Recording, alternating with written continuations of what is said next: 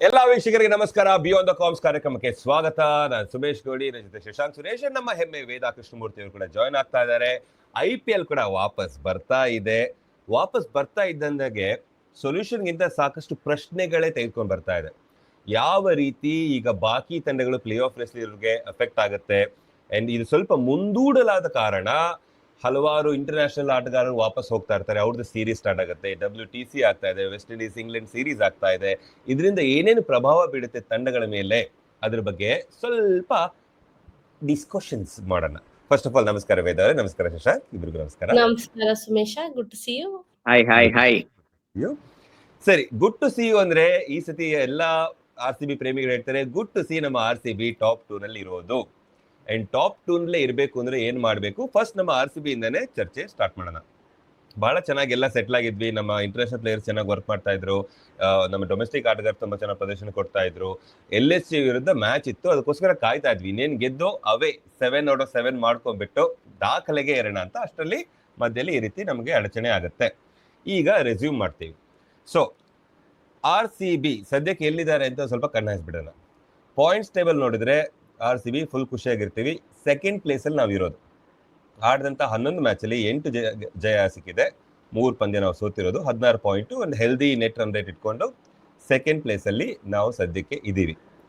ಸರಿಯಾ? ಇನ್ನು ಬಾಕಿ ಏನಿದೆ ಈ ರಿವೈಸ್ ಶೆಡ್ಯೂಲಲ್ಲಿ ಏನಾಗುತ್ತೆ ಅಂದರೆ, ನಮ್ದು ಇಮಿಡಿಯೇಟ್ಲಿ LSG ವಿರುದ್ಧ ಮ್ಯಾಚ್ ಇತ್ತು, ಅದನ್ನ ನಾವು ಲಾಸ್ಟ್ ಆಡ್ತೀವಿ.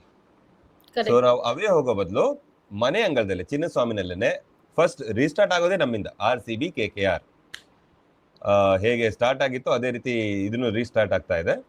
RCB KKR 17th 23ನೇ ತಾರೀಕು SRH ನಾವು ಹೋಸ್ಟ್ ಮಾಡ್ತೀವಿ. ಇದು ಎರಡು ಕೂಡ ಮನೆ ಅಂಗಳದಲ್ಲಿ ಆಡ್ತೀವಿ. ಅಂಡ್ ಲಕ್ನೋ ವಿರುದ್ಧ ಎಕಾನಾದಲ್ಲಿ ಅಂದ್ರೆ ಅವೇ ಗೇಮ್, ಅದು ಲಾಸ್ಟ್ ಗೇಮ್ ನಮ್ದು ಅವೇ ಗೇಮ್. 27th ಆಡ್ತಾ ಇದ್ದೀವಿ. ಥಾಟ್ಸ್ ಏನಂದ್ರೆ ರಿವರ್ಸ್ ಆಗಿದೆ. ಫಸ್ಟ್ ಲಕ್ನೋ, ಆಮೇಲೆ ಹೈದರಾಬಾದ್, ಆಮೇಲೆ ಕಲ್ಕತ್ತಾ ಆಡ್ಬೇಕಾಗಿತ್ತು. ಇವಾಗ ಫಸ್ಟ್ ಕಲ್ಕತ್ತಾ, ಆಮೇಲೆ ಹೈದರಾಬಾದ್, ಅದಾದ್ಮೇಲೆ ಅವೇ ಗೇಮ್ ಲಕ್ನೋನಲ್ಲಿ ಆಡ್ಬೇಕು ಅಂತಿದೆ. ಒಂಥರದಲ್ಲಿ ಒಳ್ಳೇದೆ, ಯಾಕೆಂದ್ರೆ ಜಾಸ್ತಿ ಓಡಾಟ ಇರೋದಿಲ್ಲ. ಒಂದೇ ಕಡೆಯಲ್ಲಿ ಇರ್ತಾರೆ, 2 ಗೇಮ್ ಆಡ್ತಾರೆ, ಆಮೇಲೆ ಹೆಂಗಿದ್ರು ಬೇರೆ ಕಡೆಗೆ ಹೋಗ್ಲೇಬೇಕು ಪ್ಲೇ ಆಫ್ಸ್ ಅಂತ ಬಂದಾಗ. ಸೊ ಹಂಗಾಗಿ ಲಕ್ನೋಗೆ ಹೋಗ್ಬಿಟ್ಟು ಆಮೇಲೆ ಅಲ್ಲಿಂದ ಮುಂಬೈ, ಮೋಸ್ಟ್ ಪ್ರಾಬಬ್ಲಿ ಮುಂಬೈಯಲ್ಲಿ ಇರ್ಬೋದು ಅಂತ ಹೇಳ್ತಾ ಇದ್ದಾರೆ. ಕ್ವಾಲಿಫೈಯರ್ 1 ಮತ್ತೆ ಎಲಿಮಿನೇಟರ್, ಕ್ವಾಲಿಫೈಯರ್ 2 ಮತ್ತೆ ಫೈನಲ್ ಬಂದ್ಬಿಟ್ಟು ಅಹಮದಾಬಾದ್ ಅಂತ ಹೇಳ್ತಾ ಇದ್ದಾರೆ. ಬಟ್ ಗುಡ್ ಸೈನ್ಸ್ ಏನಪ್ಪಾ ಅಂತ ಅಂದ್ರೆ, ಟ್ವಿಟರ್ ಅಲ್ಲಿ ನೋಡ್ತಾ ಇದ್ವಿ, ಜಾಶ್ ಹೇಸಲ್ವುಡ್ ವಾಪಸ್ ಬರ್ತಾ ಇದ್ದಾರೆ. ಆಮೇಲೆ ಆಲ್ರೆಡಿ ಬಂದಿದ್ದಾರೆ ರೊಮ್ಯಾರಿಯೋ ಶೆಪರ್ಡ್ ದೈತ್ಯ. ಸೊ ಹಾಗಾಗಿ ಒಬ್ಬೊಬ್ಬರಾಗೆ ವಾಪಸ್ ಬರ್ತಿರೋದ್ರಿಂದ ಇದೆಲ್ಲ ಶುಭ ಸಂಕೇತ RCBಗೆ.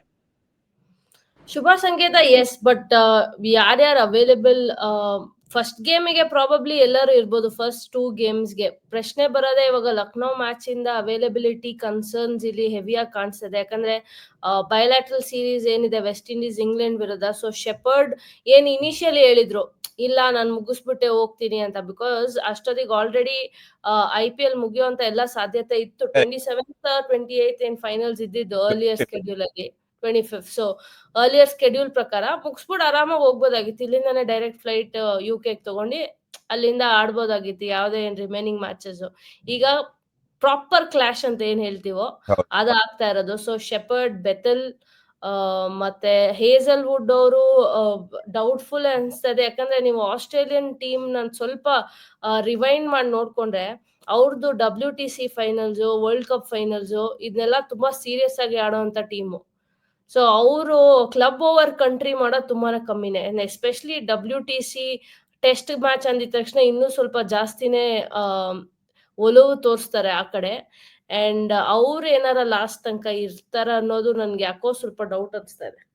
ಸೊ ಈಗ ಸ್ಕ್ವಾಡ್ ನೋಡಿದ್ರೆ ಬಿಗ್ ಹೊಡ್ತಾ ನಮ್ಮ RCBಗೆ ಬೀಳುತ್ತೆ ಅನ್ಸುತ್ತೆ. ಯಾಕಂದ್ರೆ ಎಲ್ಲ ಟಾಪ್ ಪರ್ಫಾರ್ಮ್ ಮಾಡ್ತಿರೋರೆ ಇವಾಗ ಡೌಟ್ಫುಲ್ ಆಗ್ತಾ ಇರೋದು.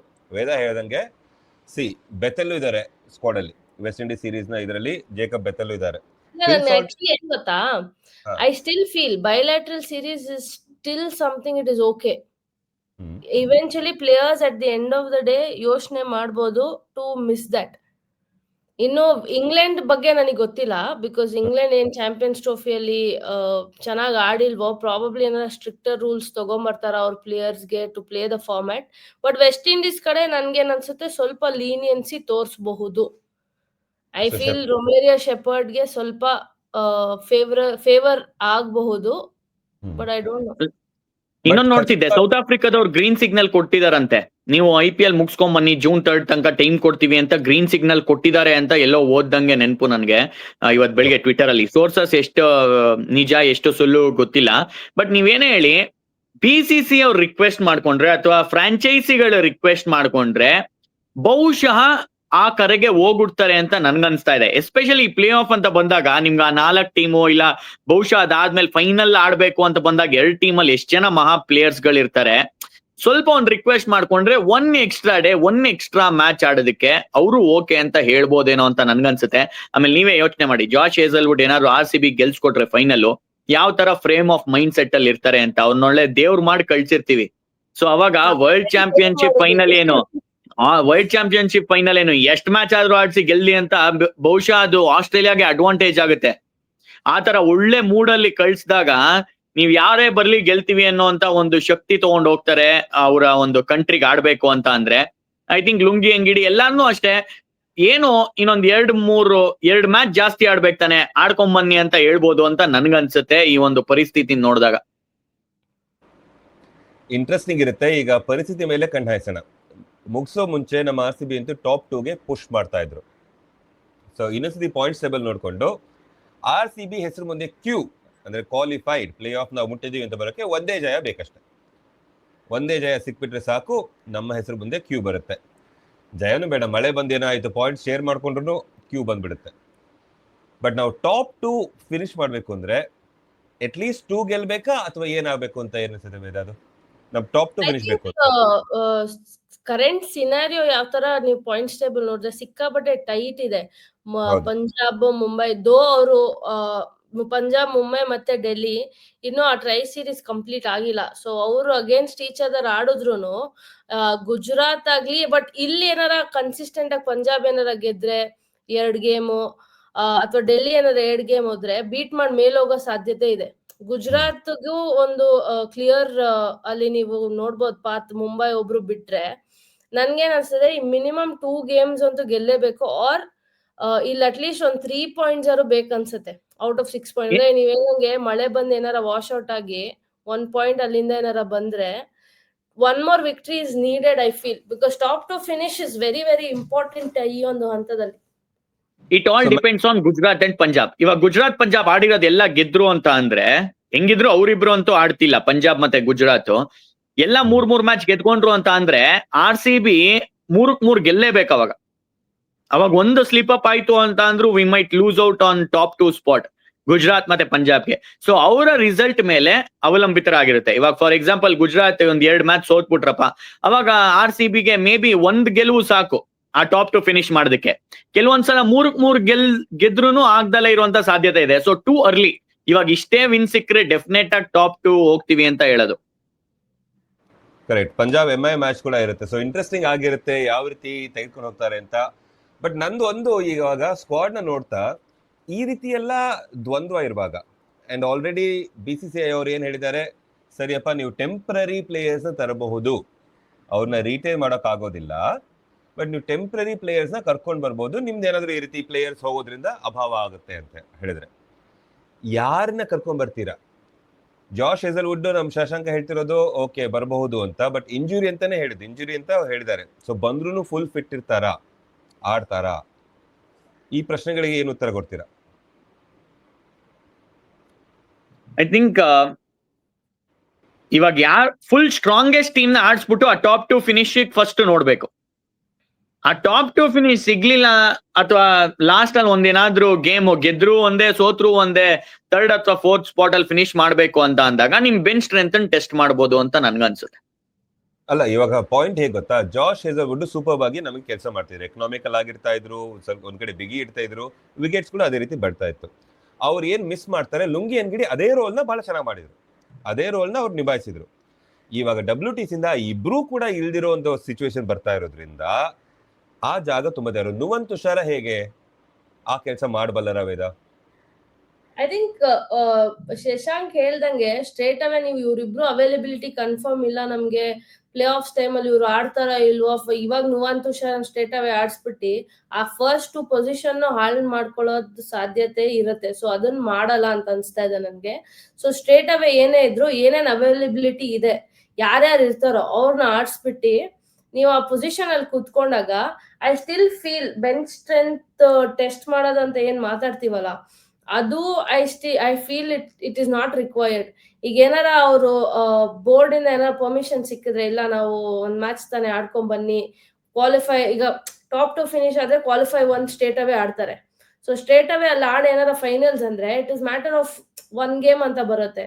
ಸೊ ಅಲ್ಲಿ ಇರ್ಬೇಕಾದ್ರೆ I don't think so any changes is required, because ಎಷ್ಟೇ ಆದ್ರೂ it is important to stay in that top position ಅಂತ ನಾನು ಹೇಳ್ತೀನಿ. ಬಿಕಾಸ್ ಯಾವ್ದೇ ಒಂದು ಗ್ರೌಂಡ್ ಬೇರೆ ಗ್ರೌಂಡ್ಸ್ ಅಲ್ಲಿ ಮಳೆ ಬಂದ್ರೆ ಪ್ರಾಬ್ಲಮ್ಸ್ ಇದೆ. ಸೊ ವಾಶ್ ಔಟ್ ಆದಾಗ ನಿಮ್ಗೆ league stage number of wins ಬರುತ್ತೆ. ಅಲ್ಲಿ ಯಾರು ಟಾಪ್ ಅಲ್ಲಿ ಇರ್ತಾರೋ, ಈಗ ಕ್ವಾಲಿಫೈಯರ್ 1 ಅಲ್ಲೇ ಮಳೆ ಬಂತು ಅನ್ಕೊಳ್ಳಿ, ಮ್ಯಾಚ್ ಆಗಲ್ಲ. ನೀವು ಅಲ್ಲಿ ಯಾರು ಟಾಪ್ ಅಲ್ಲಿ ಇರ್ತಾರೋ ಅವ್ರು ಕ್ವಾಲಿಫೈ ಆಗಿ ಹೋಗ್ತಾರೆ ಫೈನಲ್ಸ್ಗೆ. ಸೊ ಆ ಒಂದು ಆಸ್ಪೆಕ್ಟ್ ನ ಕೂಡ ನೀವು ಮೈಂಡ್ ಅಲ್ಲಿ ಇಟ್ಕೊಬೇಕಾಗತ್ತೆ. ಸೊ ಇಟ್ ಇಸ್ ಇಂಪಾರ್ಟೆಂಟ್ ಯಾವ್ದೇ ಮ್ಯಾಚ್ ಇದ್ರು ನೀವು ಆ ಟಾಪ್ ಸ್ಥಾನದಲ್ಲಿ ಎಷ್ಟು ಉಳ್ಕೊಂತೀರೋ ಅಷ್ಟು ಬೆಟರ್. ಅನ್ಫೇರ್ ಅಡ್ವಾಂಟೇಜ್ ಒಂದೊಂದ್ಸತಿ ಸಿಗತ್ತೆ. ಬಿಕಾಸ್ ಫೈನಲ್ಸ್ ಅಷ್ಟೇ ಅನ್ಸುತ್ತಲ್ವಾ ಒಂದ್ ಎಕ್ಸ್ಟ್ರಾ ಡೇ ಇದ್ದಿದ್ದು. ಆ ಒಂದು ಫೈನಲ್ಸ್ ಆಯ್ತು ನೋಡಿ ಅಹಮದಾಬಾದ್ ಅಲ್ಲಿ, ಮಳೆ ಬಂದು ಅದು ನೆಕ್ಸ್ಟ್ ಡೇ ಬಂದು ಆಡಿದ್ರು.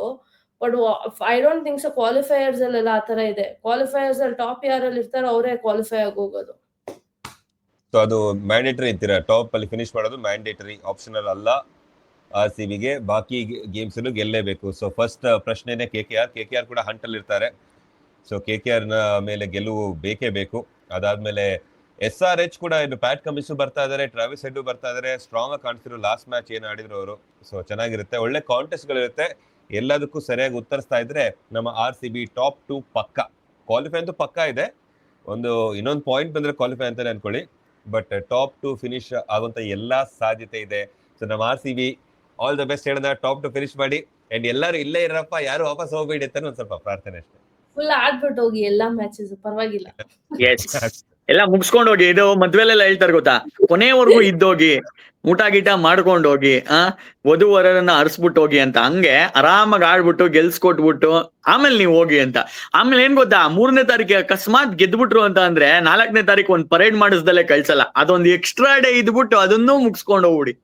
ಏನಕ್ಕೆ ಅಂದ್ರೆ ಇವಾಗ ಆಸ್ಟ್ರೇಲಿಯಾ ಇಂದ ಹೋಗ್ಬೇಕಾಗಿತ್ತು, ಅರ್ಧ ದೂರ ಬಂದಿ ಪರೇಡ್ ಎಲ್ಲ ನಾವು ಮ್ಯಾನೇಜ್ ಮಾಡ್ಕೊತೀವಿ, ಪರವಾಗಿಲ್ಲ.